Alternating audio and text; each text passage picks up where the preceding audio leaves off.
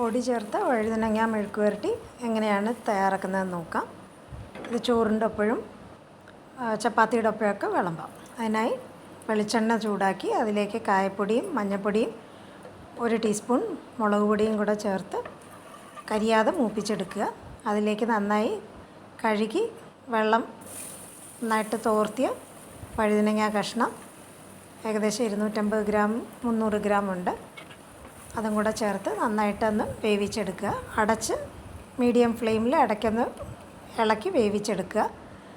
ആ സമയത്ത് കരിവേപ്പിലയും ഉഴുന്നുമൊക്കെ കൂടെ ചേർത്ത് തയ്യാറാക്കിയ പൊടി പൊടിച്ചെടുത്ത് കഷ്ണങ്ങളൊന്ന് വെന്ത് വരുമ്പോൾ അതിലേക്ക് ഉപ്പും പൊടിച്ച പൊടിയും കൂടെ ചേർത്ത് നന്നായിട്ട് പുരട്ടിയെടുക്കുക.